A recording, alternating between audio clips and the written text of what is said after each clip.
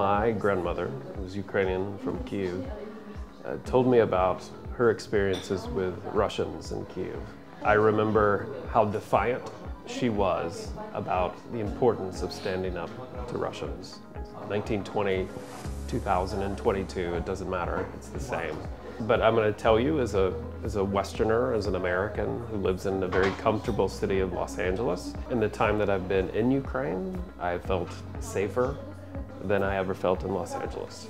And in fact, I would argue being in Lviv is safer than being in Los Angeles, even when Russia tries to lob cruise missiles at Ukraine as they did yesterday. One, it's important to come to Ukraine, to not be afraid. And two, there is nothing to be afraid of.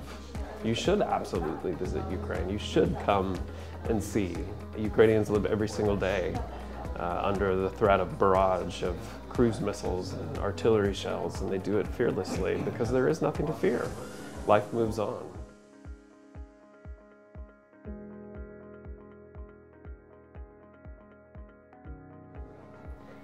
It's a good question. I would say that for me as a child, my grandmother, who was Ukrainian from Kyiv, told me about her experiences with Russians in Kyiv. And as I watched the war unfold in Ukraine from America, I remembered my grandmother's words. And I remember how defiant she was about the importance of standing up to Russians. 1920, 2022, it doesn't matter, it's the same. So at first, it was about honoring that voice, the voice of my grandmother, and showing not just Russia, but showing the world that the only way to defy Russia is to stand up to it and to not be afraid. And so it started with that, but I'm going to tell you, as a Westerner, as an American who lives in the very comfortable city of Los Angeles, in the days leading up to visiting, I was definitely nervous and started to get worried. And I think it's a human experience to be fearful, but we don't let fear dictate our lives. And what I would tell you is that in the time that I've been in Ukraine, I felt safer than I ever felt in Los Angeles. And in fact, I would argue being in Lviv is safer than being in Los Angeles, even when Russia tries to lob cruise missiles at Ukraine as they did yesterday. So I'd say it's twofold. Like, one, it's important to come to Ukraine, to not be afraid. And two, there is nothing to be afraid of. You should absolutely visit Ukraine. You should come and see. Ukrainians live every single day under the threat of barrage of cruise missiles and artillery shells, and they do it fearlessly because there is nothing to fear. Life moves on, and that is an expression of defiance and choosing to embrace the uncertainty and to live into the fear and realize that there really is nothing to be afraid of. Yeah, this week in particular, we're going to be talking about technology strategy. And technology strategy really sits at the intersection of business strategy and growth. And there are two real flavors of how technology strategy plays out. Number one, it could be, how do we leverage technology to grow our business? So we're actually going to talk about that. Like, what are the modalities, frameworks? How should we think about where and when to leverage technology to create disruption in your industry or with your customers? Or two, we're going to look at a business strategy. How can technology aid in the execution of a business strategy?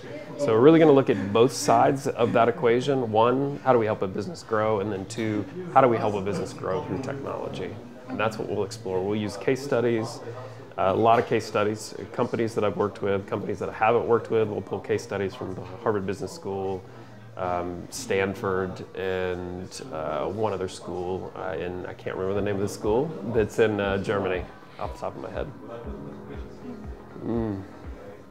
Well, I think if you step back, there are a number of kind of global macroeconomic headwinds that actually uniquely position Ukrainian IT companies to compete. So all around the world, number one, we have inflation that is rampant. It's not just in Europe, it's also in China, it's also in the United States.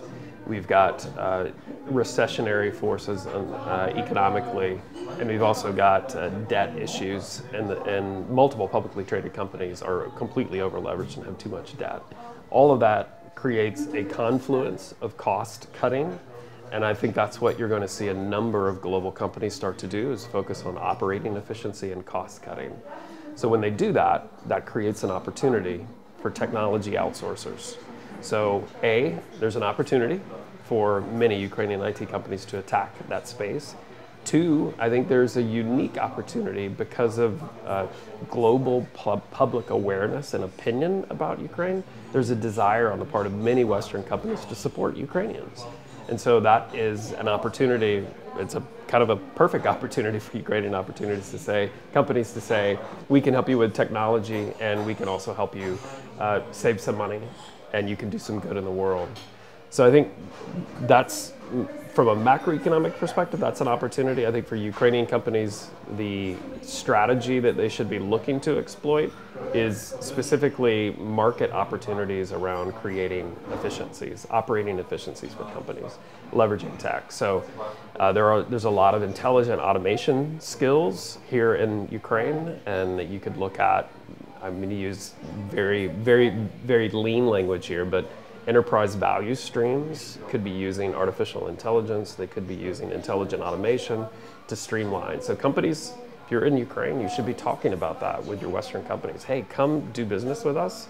We are Ukrainian. You do good. You help employ Ukrainians, and we're actually going to help you create real top line and bottom line value to your business. Yeah, technology is the future. That is the $1 million question that everyone is asking. I think I can talk to you about what I see in California in particular. The venture capital community in California clearly always leads the world. Most of the work, the new tech is coming out of Silicon Valley, or it's coming out of Silicon Beach in Los Angeles. And I would tell you that most of where I see funding happening is, number one, it's in the employee experience space. So there's a lot of money that's being put, venture capital money that's being put into how do I fix employee experience? How do I streamline employee experience? Two, it's being put into artificial intelligence. So how can we leverage artificial intelligence to do different things? There are a number of companies that are putting cameras and drones and then using facial recognition and using pattern matching to determine, like, if you see 5 people near a car, are they doing something illegal or not? There's one company in particular, an Israeli company called AnyVision, that's doing some really interesting work there. And then I think the third is in this is a controversial term, but it's in the metaverse. It's the mix of the physical and the digital.